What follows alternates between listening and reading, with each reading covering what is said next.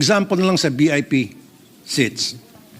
Na ang isang upuan ay supposed to be 19,000 pesos, pero ang bentahan ay nagiging 60,000 pesos. Yung general admission na supposed to be 3,000, binibenta ng 6,000 pesos. Ano po ang ginagawa ng DTI tungkol sa napakatagal ng problemang ito na ginagawang negosyo ng mga scalper itong mga fans ng mga concert favorites? Next in line, the gentleman from Isabela, Senator Rafi Tulfo, is recognized.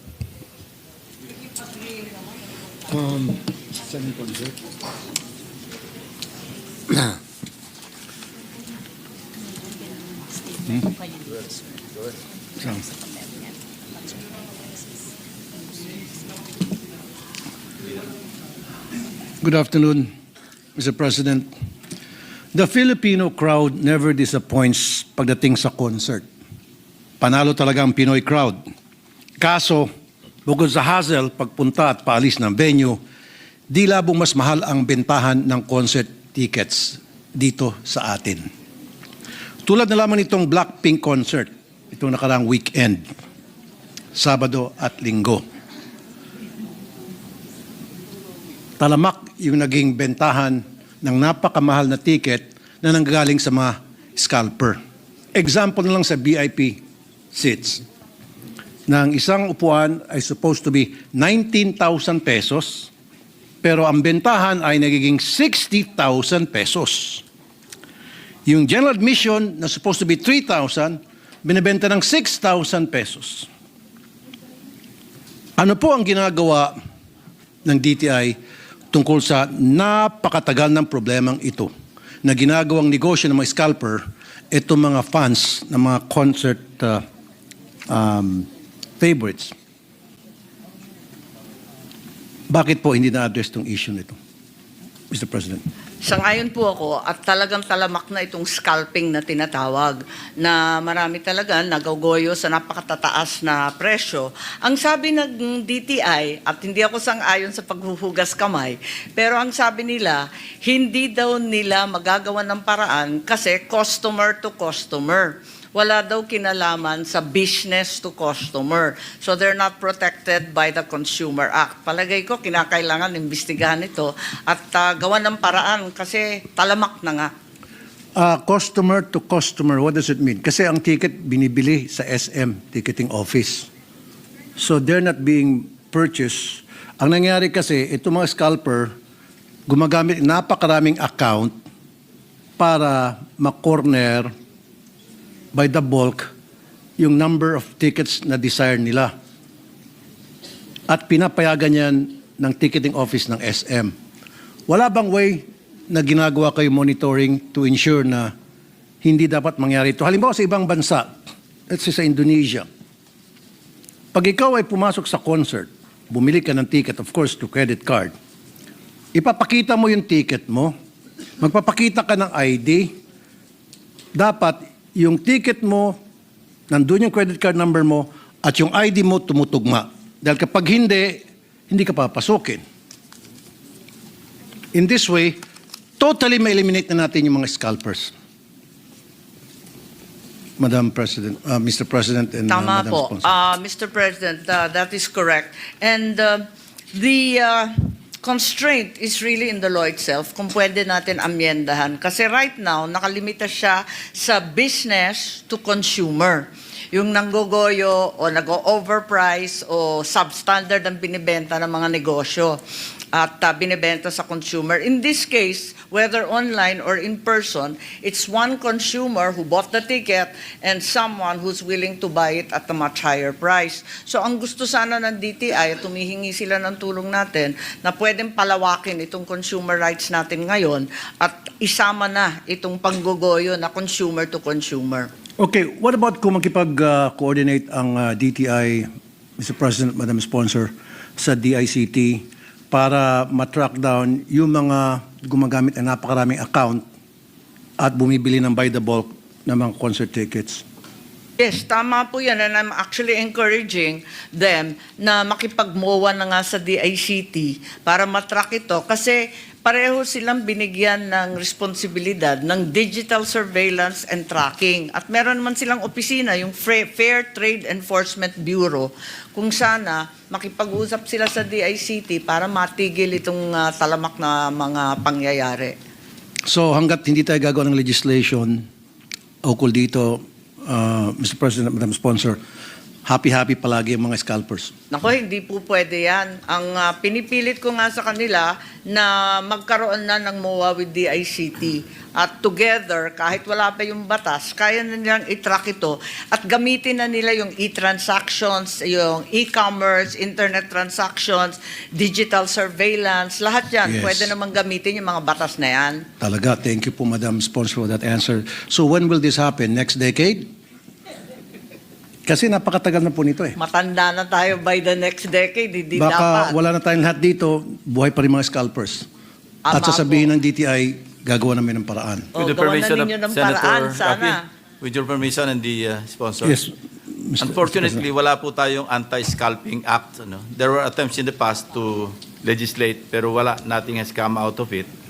Ang applicable lang na law dito yung Consumer Act of the Philippines. Ano? Please correct me if I'm wrong, DTI. Pero yun lang ang pwedeng i-apply. Pero malayo pa rin doon sa anti-scalping law. I think we should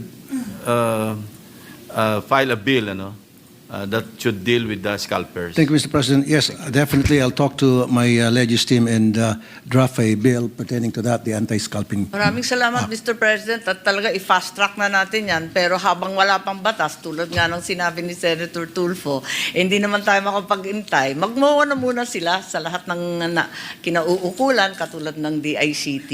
Okay, maganda po yan. Magmawa na muna. For the meantime, gawa ng paraan para nang sa gayon, hindi naman naisahan yung mga bumibili ng concert tickets. Okay, now, bakit po dito sa Pilipinas ang mahal ng mga concert tickets? Halimbawa na lang sa Blackpink, yung VIP, yung SRP na sample lang po to hindi ako nanood. I'm too old for this. Hindi ako nanood dito. Pero magagaling. They're good I've heard they're good, they're pretty, they're good answers and stuff like that. But anyway, let's get to the topic now. VIP concert ng Blackpink sa Korea. Ito na ba yan? Sa Korea ay 11,000 pesos. Iko-convert mo na to sa pera natin. Pero bakit pag sa Pilipinas, 19,500 pesos ang SRP? Even sa ibang mga concerts, ikukumpara mo sa ibang bansa, yung bentahan ng ticket nila doon at bentahan ng ticket natin doon, same group, same seating arrangements. Bakit mas mahal sa Pilipinas palagi? Mr. President, Well, na-monitor po ba yan ng ating DTI? Ubod ng mahal talaga, subalit yun nga, ang alam natin kung Koreano, syempre mas mura dun sa bansa nila. Gayun pa man, maaring titignan at imbestigahan rin nila yung mga concert organizers. Baka labis-labis naman ang kinikita, isa yon. Ikalawa, yung mga platform, yung major concert platforms for selling and buying tickets, pwede rin kausapin yung SM Tickets, Ticket World, Ticket Nation, kung bakit lumulobo ng labis-labis ang mga concert tickets. Hindi tuloy nakakapag-enjoy yung mga kabataan na musically inclined at talagang mahilig at may kinabukasan sa musika. Okay, isang example pa. BTS. Ano sabihin ng BTS? BTS group. BTS, okay.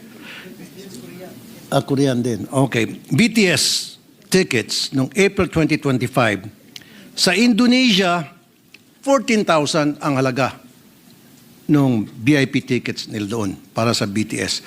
Pero sa Pilipinas, 22,600. Now, itong BTS, I would assume hindi to Indonesians, ano? Korean. Okay. So, pumunta sila ng Indonesia, naningilang Indonesia, 14,000 lang. Pagdating sa Pilipinas, naningilang Pilipinas, 22,000 para sa VIP tickets. Bakit palagi mas mahal ang Pilipinas? Ama po yun. Madam Labis-labis talaga. Baka masyadong kumikita ang mga organizer, yung mga concert corporations, at pati na rin yung ticketing platforms. Kailangan siguro imbestigahan yan kasi hindi dapat tayo naglalayo sa Indonesia.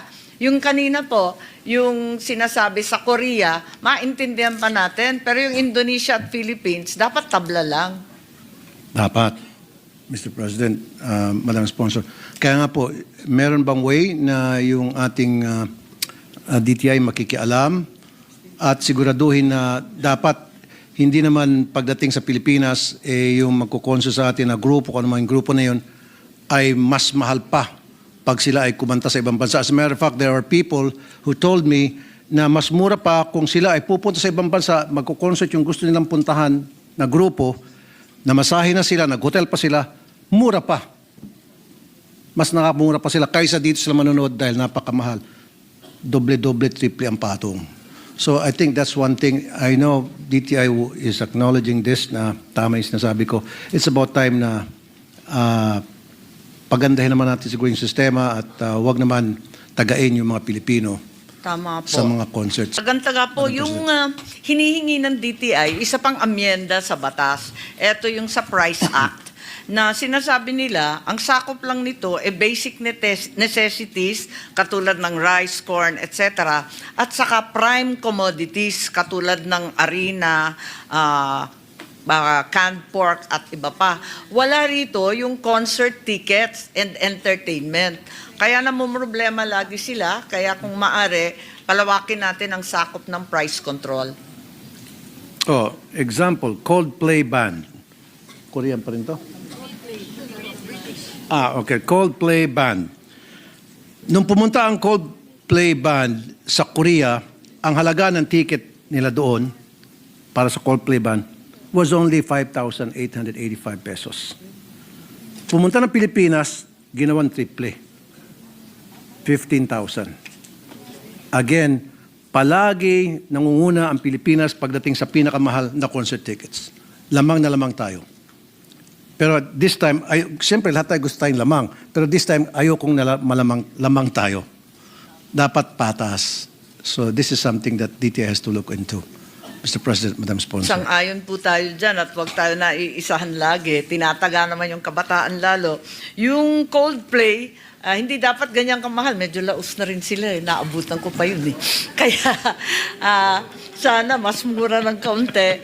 At siguraduhin ko na yung DTI talagang imbestigahan yan at hindi dapat yan palaganapin. Thank you.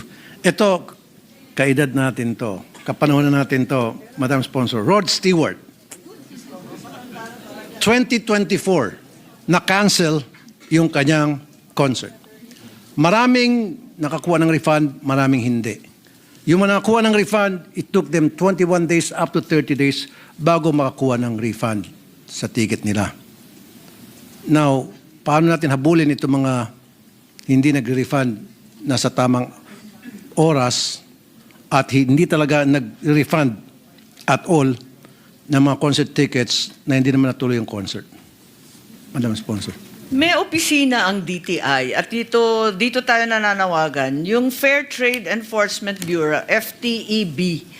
Kinakailangan habulin nila talaga ito. Kapag na-cancel, dati naalala ko pa yung Michael Jackson na-cancel din, dapat talaga magbigay ng refund at dapat mabilis, hindi Correct. naman isang buwan.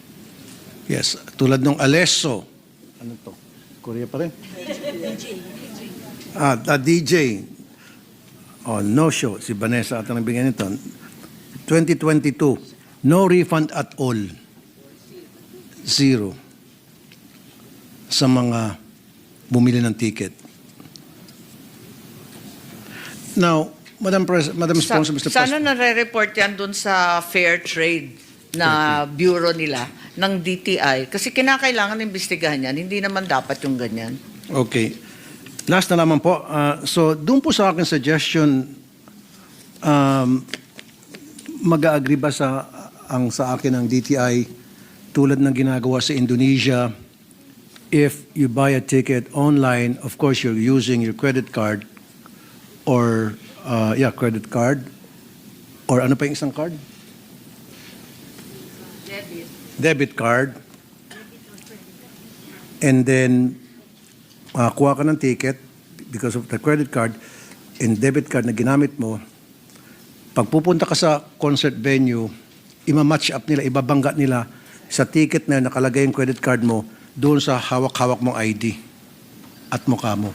Kapag hindi tumutugma yung ID na dala mo at saka yung ticket na ginamitan ng credit card, hindi ka makakapasok.